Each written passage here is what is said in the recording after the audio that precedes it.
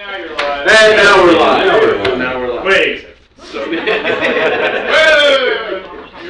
all right, had a little technical glitch, but I hope you're with us online, and I hope you're with us in the room. Those of you who are here.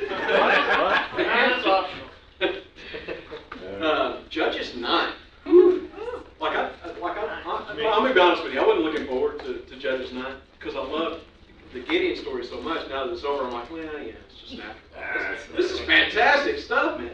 I've been looking forward. It's only done in a month. It has been a while. That's true. Judges 9. Turn in your Bibles. If you're going to join along, if you're going to play at home,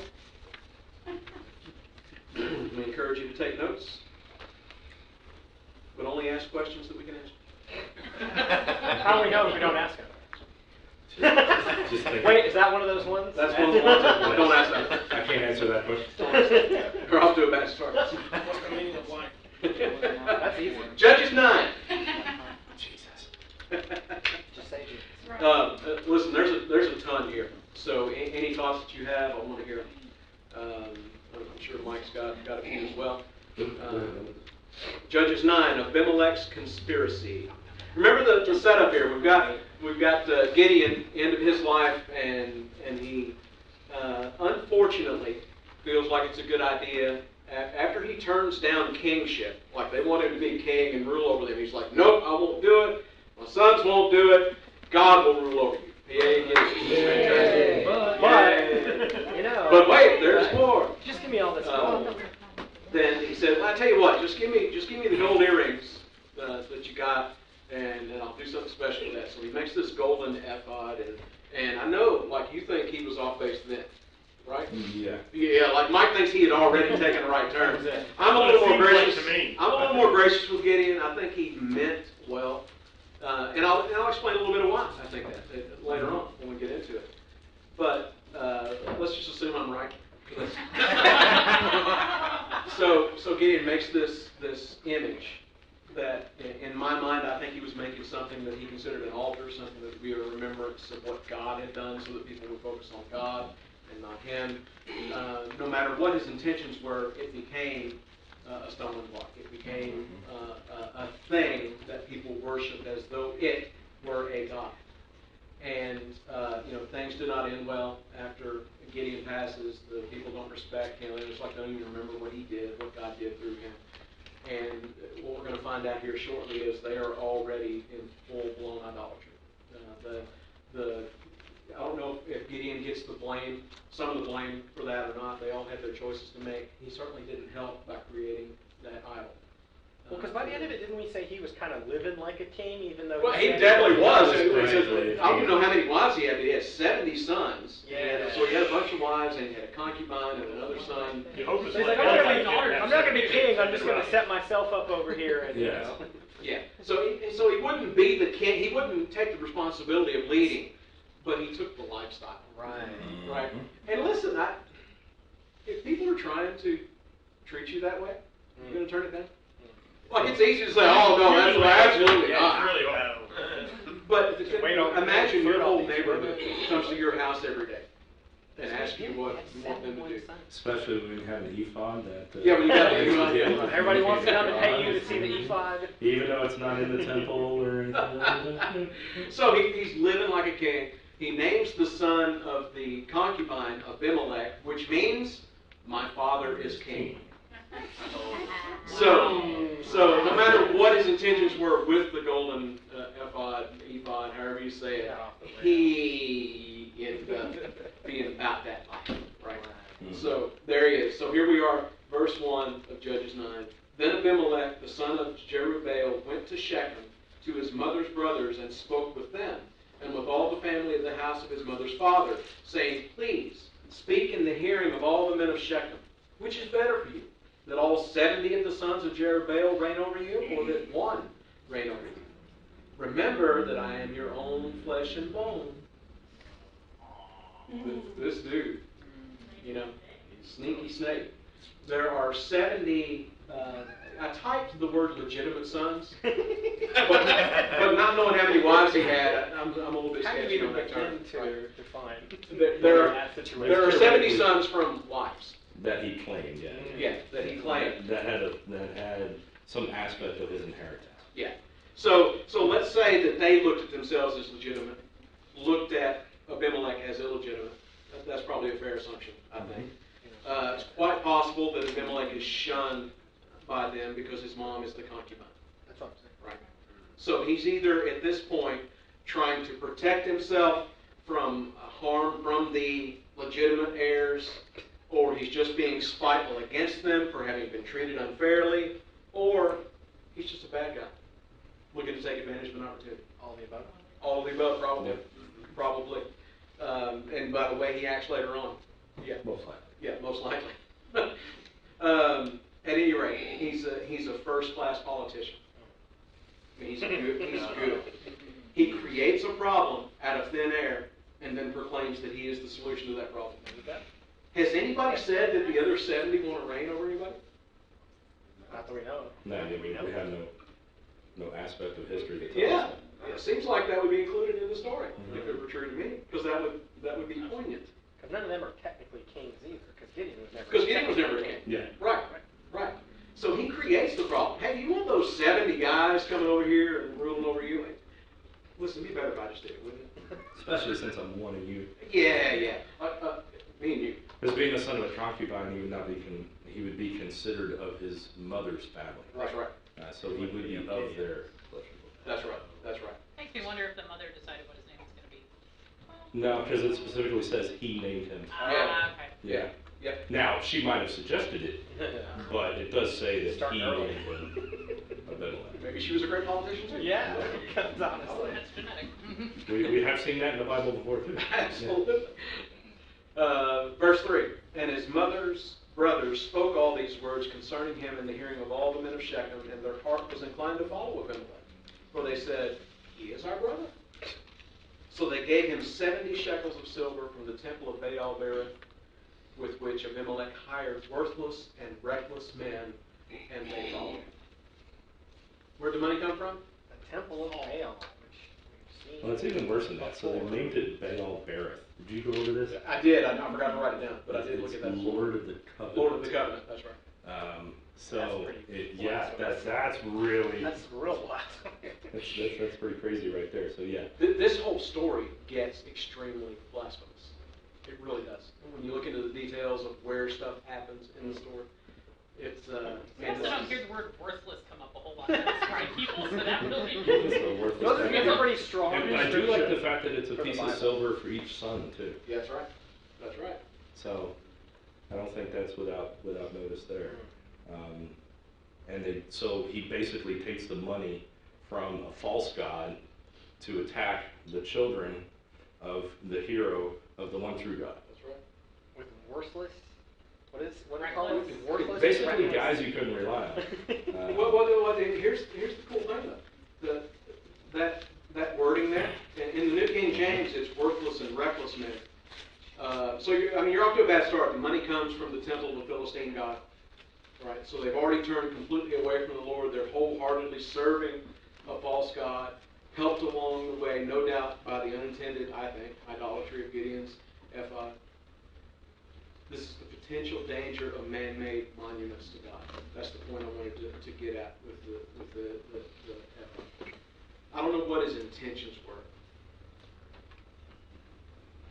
but I'm comfortable assuming that he started correctly and turned sideways because I see that a lot. Like what would the modern version of that? What modern Christianity? What kind of things might have that same kind of effect? Unintended. Let's say unintended consequences. I think it could happen to pastors quite easily. Absolutely. Super. You can Yes, try sir. to help out over here and Yeah, hurt well, over here pretty easy. If you track back to Gideon, who was supposedly this coward kind of, Yeah. and you take that and you replace it with victory, that easily becomes pride. Absolutely. Yeah. So I think he had a pride issue from that point on. Certainly. Actually had a pride issue before that because he was deemed a coward. So he was looking at himself even at that point. Mm-hmm. So you take that to somebody, it's sort of like a person who never gets in the ball game, and all of a sudden they get in the last 10 seconds and they score the winning shot. after that, it's like, you know, How big am I? you get all the attention, you get all the glory of the thing. Yeah. Yeah, so, So yeah, pride is always going to be that kind of stumbling block. Maybe you don't start that way, but God does something special in your life, through your life, whatever, and people treat you different, and so that can become a stumbling block. It can become an idol, really. But what else? Modern, let's just say American Christianity. Like the flip side, well, not flip side, but the other side of the pastor thing is, in America, we like celebrities. Right. So we have a lot of celebrity pastors. The big Hillsong. Some of those guys certainly probably wanted that all along. Some of them probably fell into it accidentally. Mm-hmm. You know, people have not changed. These people were looking to lift somebody up because that takes pressure off them. Put all the pressure on that guy. Well, if that guy takes that to heart and thinks he is the guy, you got a problem. And when the leader's got a problem, everybody else has got a problem. But what else? There's something American churches do almost across the board that accidentally leads to idolatry. You've got a very specific example. I do. Yeah, just tell us. give us a hint. Just give us something. Let me give you the extreme version. Let's go there. What about the beautiful Roman cathedrals of the world? Why did people want to build those buildings? Honor God. Make it glorious. Mhm. Make it honor God. It's beautiful. It's extravagant. It's lavish. It's godly. Replicating the idea of the temple. Yeah. That can start with a pure heart.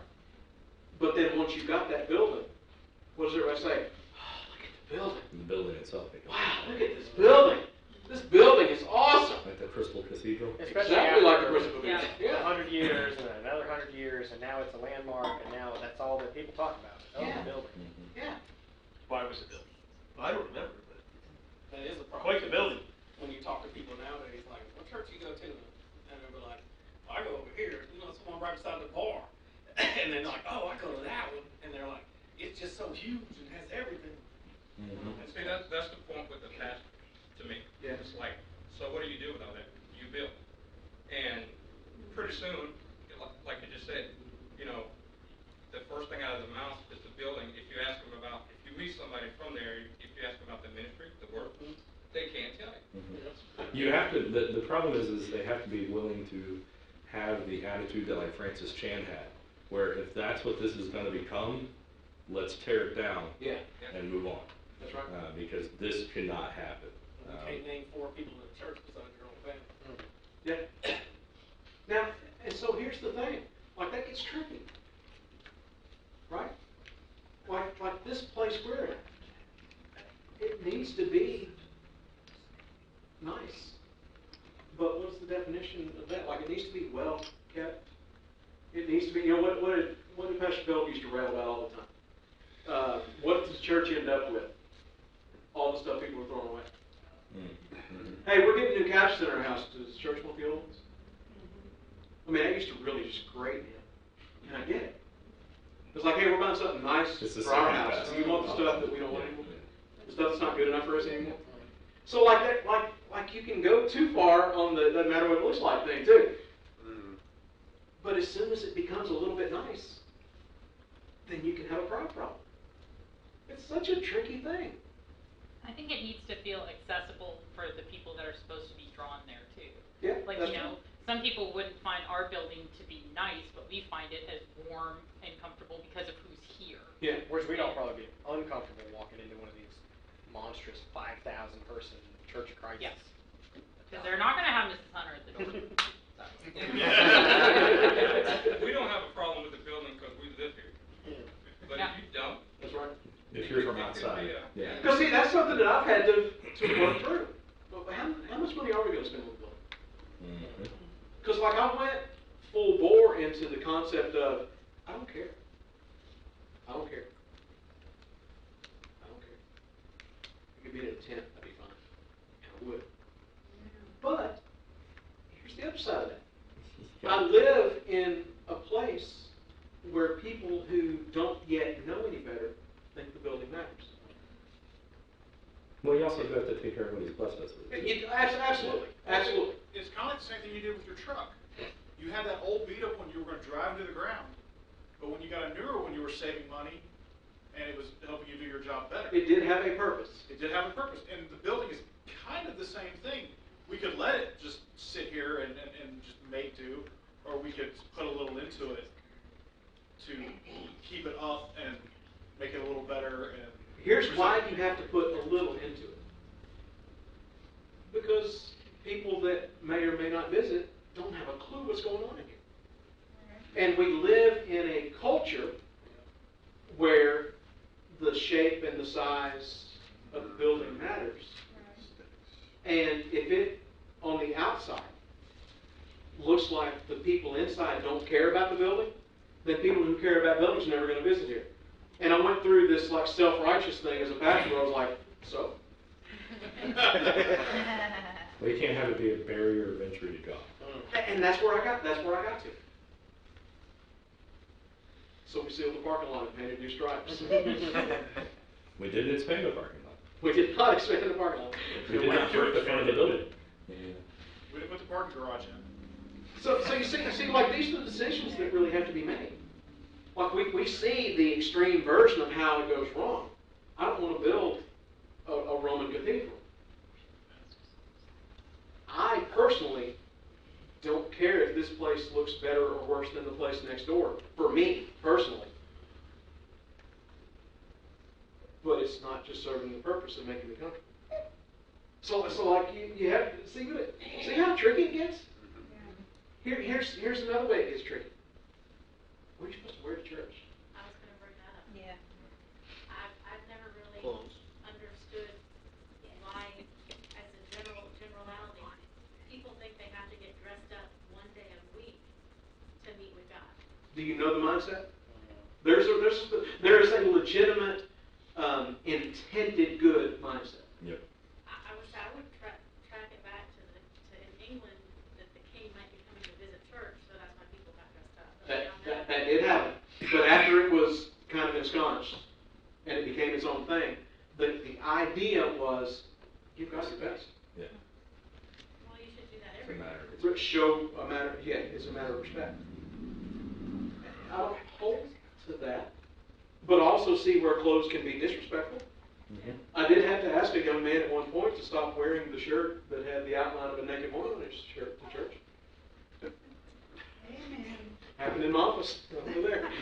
You know, that could be a denomination thing, but that's a big culture thing. Well, sure. Even between races. Yeah, Yeah. it is. So, I mean, And I've got no problem with it. yeah. Like if it's important for somebody to wear a suit and tie, God bless them. I'm fine with that. And if I'm going someplace where they do that, and they feel Then it's a I do- matter of then I do respect, I will follow their desires in that. So there's no right or wrong in that until it becomes idolatry. It doesn't become a fashion show at that point, too. It does in some places. Wear the nice. Well, Yeah. Well, I yeah, will the go back half to one. my family's personal experience with that. We had moved to Arkansas, and Dad didn't have his suits yet. He had dress slacks, dress shirt, tie. That's what he wore to church. Yeah. When his suits finally caught up with him, and he wore a suit to church on Sunday, he overheard somebody say, "Well, my God, he actually does wear a suit." No. My dad has not willingly been back in church since. So Which is interesting, because in that too, that attitude pushed him out of possibly the place he was supposed to be. You know, possibly. that's always a very interesting thing, how our interactions, even though they might be intentionally good, do have a significant negative impact on Because other from people our sometimes. perspective, he was dressing up for church. Right? Yeah. He would be dressed up here. Yeah. But apparently it wasn't good enough. Mhm. And see, that same thing happened to our nephews. I mean, we prayed and prayed that they, would start back to church, mainly for their children's sake, and get their kids back in church and whatnot. And so they go one Sunday, and they wear jeans, and I don't know what kind of shirt, but somebody looks at them and said, "Is that all you have to wear? You think they came back again?" No, but then they came to our church and found out it's okay. So they're not here, but still, you know, it's just so legalistic. And I think, I honestly think that all legalism started with wanting to serve God as well as somebody could. I think that's what the Pharisees did. I think they wanted to do the commandments right. And they just overthought it and made it all those rules. And once you got all the rules, then it's a checklist and then it becomes legalism. You gotta follow them all, And you know, going on, you don't have to go on a missions trip overseas and the poorest of poorest to realize God does not look at that outside. You know, those people are there and, you know, bare of what they have with holes and everything else, and they are praising the Lord, and it's such a, just a powerful, you know, spirit-filled. I mean, you have to go there to realize that. That was one of the things that, you know, that really, I mean, not, I don't know how to explain it. I don't know how to explain it, but, you know, God doesn't look at the outside, He looks at the heart. And it's just from traditions and If somebody truly feels in their heart that it is showing disrespect to God not to wear the finest clothes that they own, and they really feel that way, that's their business. Yes, And but God they bless them. shouldn't judge. But yeah, as soon as they think that's a rule for everybody, you miss the point. That can be a stumbling block either way. Absolutely. And it becomes idolatry at that point. Yes. Everything we do for God can become idolatry. Well, you should teach this way. It's got to be verse by verse. It's got to be out of this version. It's got to be in these kind of seats. It's got to be with those kind of songs. It's got to be with the hymnal. It's got to be without a hymnal. And everything has to be decent and in order. And a 3-point sermon. Sorry. Many followers. Well, ultimately, the most important thing involved in the gathering of the body is that nothing we do detracts from the glory of the Lord. Right? That's really it. So, or distracts for that matter too. So, if your clothing is a distraction to others that keeps them from focusing on God's glory, then that issue does need to be addressed. But it also can be in that those people, like in your case in point, it becomes a pride issue where they feel like they're giving their best to the Lord, and they automatically judge others.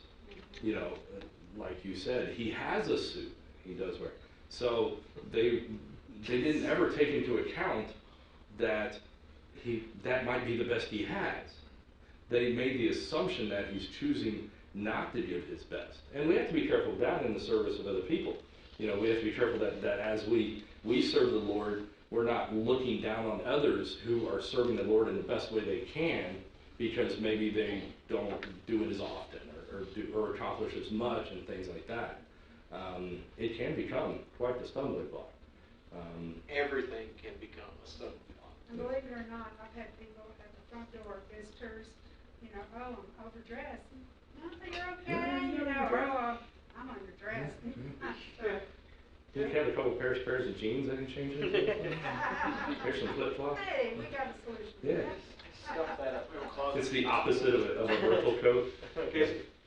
One of the things that appealed to me about this church when I first came was just keeping the main things the main things. Amen. And that's because, like, if you're legitimately trying to be a good Christ follower, you're not looking at them saying, well, you're this or you're that or your clothes, and you know, like, That's it. you can't take that to God. There's him. I'm going to remove him again. Hey, John, that's right too. Hey, this is how far sideways it can get, and then we'll move on. Good friend, pastor, more traditional church, good size. He was trying to make some changes and provide a more contemporary service for people who were more comfortable there, more casual and all that. He didn't destroy the other one to do it. They just started into 2 services. So he would preach an early service in a contemporary setting. When his sermon was over there, the worship team would start playing And in the service, he would leave and walk down the hall to another sanctuary and start teaching the same sermon in a traditional setting with hymns and suits and ties and all that. So in the contemporary service, nice shirt, slacks. As he's walking down the hall to the other sanctuary, he's putting on a jacket and a tie. Right? One time, in his trek from one sanctuary to the other, he forgot the tie. Oh, no. He got the jacket on, and the tie was in his pocket. He just forgot. Goes in, teaches the message. There's an older gentleman that has been there for eons who is locked in on it the whole time. Right? He gives kind of an altar call, decision, opportunity, that kind of thing at the end. That gentleman gets up, and so he's kind of excited. Oh, man, what's going on with this guy? God's moving in this guy. The guy comes up, shakes his hand, and says something to the extent of, good sermon, Pastor, don't you ever stand up here and preach from this pulpit without a tie on again. Wow. We are so, we the church are so, we can fall into that trap. This leads right to that. There's a church right now in Brentwood, Otter Creek Church of Christ, and to please the crowds, they have 2 Sunday morning services, one with music and one without, because they didn't lose their members. And that's been within the last 2 years. How do you justify that as the members? Because like you're Well, aware of it, right? that, you either have membership or you don't, and it's all. Oh, so that's the non-member meeting versus the member meeting kind of thing? But isn't that just No. incredible that of all the things, like we have the opportunity to come and worship, and we can find even a tie as an excuse not to break fellowship. Like, Exactly. what is the pettiest thing that we can Well, what's break galling fellowship? about that is that the way that he said that implies the gentleman who said, well, the man, he's not a gentleman, the man who said that implied ownership over the altar when he said that. He said that like, don't come in my house doing that. That is pure adultery. And that's what Yeah. in your house. Yeah, that's what. That's not even an issue of pride right there. That right there is an issue of not knowing God. That's it. Not knowing Jesus. Exactly. He's religious. Yeah. See, that's what that is. He's not holding that. He's But not here's the sad part. That's pretty prevalent in the church. Absolutely. Very common. Absolutely. I We grew will up with break over every silly thing. Yeah. It's insane. Correct. Kathy was talking about music in the church. My grandparents are Church of Christ, and my grandpa came to sing at my parents' church, and they sing with instruments and all those things, and he was playing his guitar, but he said, don't tell anybody at my church, I just did that. and so, no, he was serious. He was No. He was like, do not tell anyone, and your family goes there, so don't say anything. Our families go to church together. Good thing but- he's sitting on the internet. No,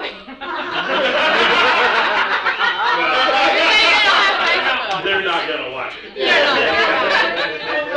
I used to But he have a was really serious. good friend who's a drummer in bar bands, just like I used to be. Gets saved. Listen, this dude is real saved. Okay, he loves him some Jesus, but same kind of background, same kind of church, and his people give him grief. Not over playing music in bars, but I invited him to come sit in here one time because you were out of town. And he said, oh, I couldn't do that. My people would throw a fit. Like, it doesn't bother them that he plays drums in a bar. As long as he doesn't play one in church. Listen, that breaks my heart. That does. That's idolatry. That is love of religion over love of Christ. Yeah. Don't you bring that piano in this church building for that wedding? We don't want them to think we got music in here. In Kansas, there's a small church that is the No Peg Baptist Church because they split off because they didn't want the little round balls on the end of their coat hangers. I kid you not. I wish that was funny. Here's something. Right? It would be funny If these little issues are this bad, Yeah. I mean, that's just the surface. Yeah. I mean, if you keep You're not even seeing the real issue. what's there? That's right. That's right. Because that water goes deep. Yeah. And But kind of what Mike just said, yesterday I went to a little leather store in Smyrna. Walk in, I'm on in there. I mean, the guys having a good conversation about why people won't work. Mhm. And he made a comment and said, I hope you're a man of God. I said, I try to be. Try every day. He said, where do you go to church at? I said, Calvary Chapel. Murfreesboro. He said, what kind of church is that? I said, love Jesus. I said, it's just regular small church, 7,500 people. I said, we're non-denominational. Stop right there. Yep. Yeah. That's the first red flag. He said, that's a big one for me. I said, well, what do you mean? He said, I ain't talking about it no more. Wow. I said, You've been dismissed. I wish they wouldn't have paid for the wallet. I would have left. But he said I had my wallet in his hand. But I just paid for it. But I don't. I mean, what was the rest? I said, we just open the Bible and we start. I said, there's no this, that. It's that he reads a verse, 2 verses, 5. Well, where did your pastor go to school? What hymnal do you use? What version of the Bible do you use? What do you wear? What kind of seats do you sit in? What does the building look like? That is religion.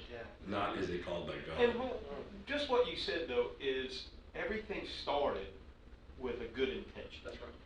Just like Judaism started trying to do what God wanted them to do. Yeah.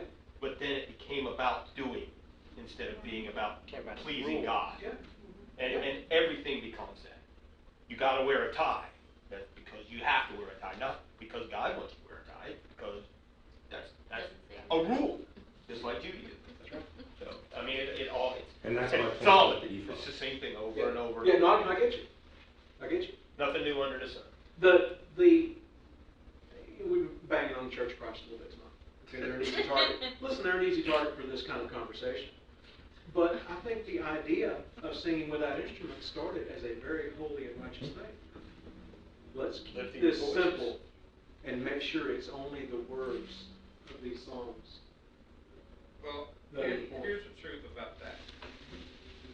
That would be good, but it didn't start that way. It started from a misinterpretation of Scripture. I mean, Songs, hymns, and Yeah. spiritual songs. yeah, and their reason is, and I had 3 years in Church of Christ, and I tried to break everybody in there. I broke one. Yeah, but you broke her good. And so, their deal is, okay, I said, well, I get that, I read that. Well, and their logic is, it doesn't mention instruments, plain and simple. Yeah. Now, that is totally a misinterpretation. Yeah. Because it also doesn't mention pews. I know. We lost something. And there's other mentions of instruments in the Bible. It's not like it doesn't talk about Men instruments. out in the parking lot smoking. Oh, hey! Oh. Do they read Psalms? Oh, yeah, we had that conversation too. Okay.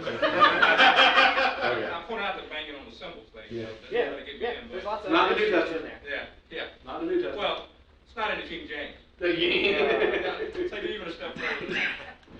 Okay, you tied me back into the King James. Here's the point I wanted to make about these worthless and reckless men that have been Abimelech hires. In the King James, the wording is vain and light men.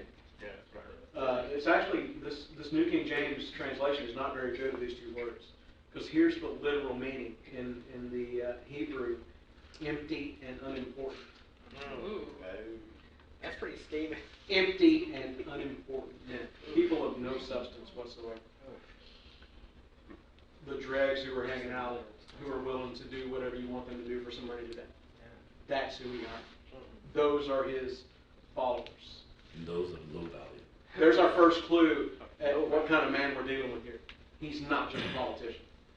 He's a bad guy. Bad guys, when they need to hire supporters, are bad guys.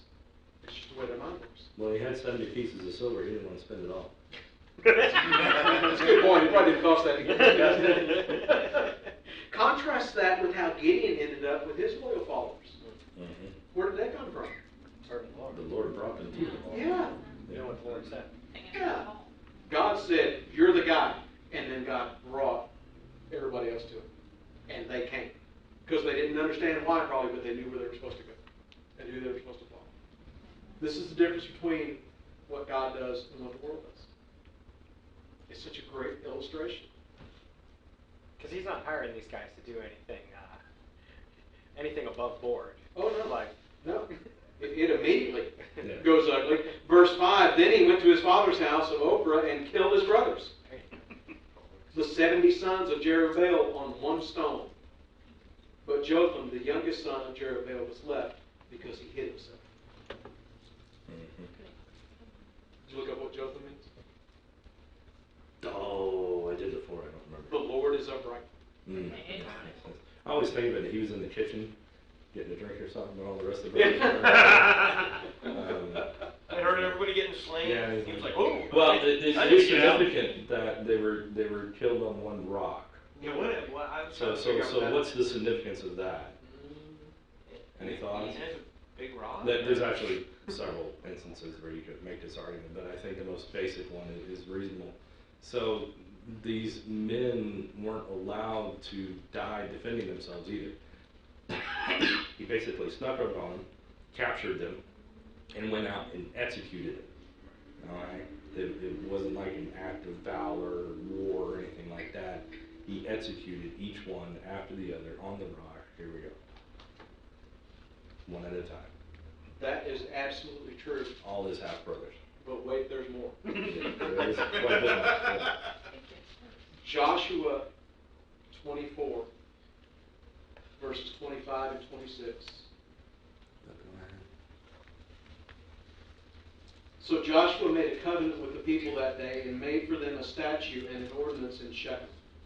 Then Joshua wrote these words in the book of the law of God, and he took a large stone and set it up there under the oak that was by the sanctuary of the Lord.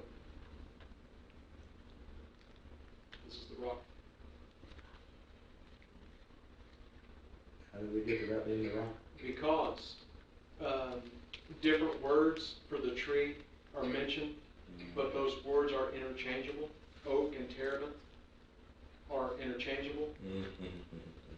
It seems that this is the exact same location where Joshua made his pronouncement, decreeing that this place would, verse 27, and Joshua said to all the people, behold, this stone shall be a witness to us, for it has heard all the words of the Lord, which he spoke to us. It shall therefore be a witness to you, lest you deny your God. I think it's the exact same rock. I can't prove that. But that's not the only instance of this specific location being important historically in Scripture. And it's really interesting that it said, "We're killed upon one stone." Yeah, that's got to mean it's a significant stone. One stone by the terebinth, under the terebinth, and Joshua was under the oak, and those are interchangeable words. And it's in Shechem. Kind of lines up. It's the rock Where- of Shechem. Where does the enemy like to stir up people to go and sin? In the house. Right there by the tabernacle. Right there where God did something. In the same place. So, check this out for next time. We're going to have to stop. But here's a little background for the next part. Shechem is in the valley between the Mount of Blessing and the Mount of Cursing. You remember that in Deuteronomy? That's where the next passage happens, in the exact same spot. So check that out for next week, because that's another reason that I not easily fall into thinking this is the same rock. I think all of this is tying into God's story, where the pagans think it's their story. And so I like the idea of that rock being a witness against them, because it heard the words. Joshua said, when you forget, the rock's going to remember who God is. So, that's for next time. Any last thoughts? I just want to say, I know that we kind of skirted this, but I think that no matter what you wear or what your building looks like, there's also a whole lot of worship happening in other places. Amen. Absolutely. And I feel like we pointed out a lot of legalism in others, and I know it creeps into everybody's flesh, but I just want to put out there that, we all understand that it's happening in a lot of different buildings. Absolutely. That's why I want to point out, and I talked about this a few times just recently, like we have to make sure that we don't idolize the way we study, the way we do church here. Oh, you don't do verse by verse. That can be a stumbling block. That can become an idol, and that's a holy, righteous thing. But you can attach another motive to it, or another You desire. don't do it right. Yeah. Yeah. Listen, I think there are saved, worshiping people in every church we mentioned tonight. I think there are saved, worshiping people that don't know they're supposed to get out of the Mormon church yet. That don't know they're supposed to get out of Catholicism yet. Well, there are brothers and our sisters, regardless of whether or not they're misguided as well. That's right. Because we're misguided as well, too. This is over. No, you're right. Because it's so easy. What does the enemy like to do? What does the flesh like to do? Take what is God's and twist it. Give it a different meaning. Give it a different purpose. What is the culture doing that with now? Love. They have taken the true meaning of love and attached an entirely different definition to it. And now it's their idol. And they're worshiping that, and they're missing God. A lot of people are worshiping church and missing God. I don't think God, I don't think He puts it in a scale and say, well, you guys are doing this much right and this much bad, so it's okay. Mm-hmm. If there's bad there, I can't call it worship. Yeah. I'm sorry. Because here's the deal. Just as easy as it is to get off track, it's very easy to get back. Absolutely. Mm-hmm. So, Spirit is spirit. Huh? And if somebody's off track, the spirit is convicted. Absolutely. So, we don't have any excuse. And those churches, and even if it was us, no excuse. Yeah. So it's not that complicated. Yeah. It's just not. It's really not.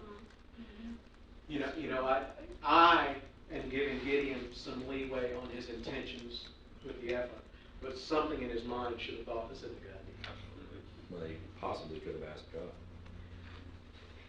That's missing a lot. Yes. Yeah. Yes. When's the Hey, one God, time in the I know Bible this. where they threw a bunch of gold together and made something that was... Yeah, has that ever happened before? Yeah, the twins of earrings. Nobody thought, oh, this seems like a bad plan. The best things were God saying, just put these rocks together without doing anything to them. I think eventually, a couple months later, somebody was happy they didn't end up eating it. Okay, you brought up rocks. I've got to make this point and then figure this out. Because it won't really fit in with the discussion next time. In that Joshua passage, there's a point where God says, make an altar out of rocks and make sure nobody has done anything to make them pretty. Take my rocks and pile them up, and that's your altar. That's the thing, right? Along with beautiful buildings come beautiful altars and beautiful pulpits and all of that. All of that can become idolatry. Somebody might come in here and go, well, you have this beautiful box on your wall, and then I see you looking at that and like talking to people about that and everything, and that's good. Is that your idol? No, that's a pretty box that's holding some of God's rocks, and every one of those is a testimony of something God's done. When I'm looking at that, I'm thinking about those rocks. I'm thinking about those stories. That has to be the thing. That's a remembrance. That's Yeah. what people remember. Yeah. That's their journey. If And it God didn't- told everybody to do that. He just said to pile up these rocks in the middle of the Jordan, on the other side of the Jordan. Yeah. Just stick a pile of rocks. Yeah. And we got some young kids running around. We needed to solidify them somewhere. What's that? What's that They're thing of throwing rocks memories over at there each on the other. floor? Hey, Dad, remember this one? Oh, I just went for Mike's drums. So, anyway, there we are. Lord, thank you so much for tonight. Thank you for these people. Thank you for the fact that your word is alive and that these truths from thousands of years ago speak to us here tonight. They speak to us because nothing has changed. Nothing ever will truly change until you return.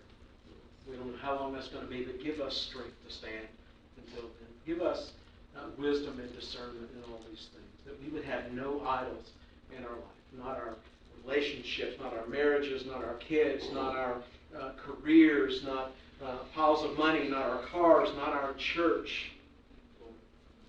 We love this church. We hype this church up all the time. We talk about what we love about it and why it's different than others. Lord, let that never be a stumbling block for us. This church is only special because you are here.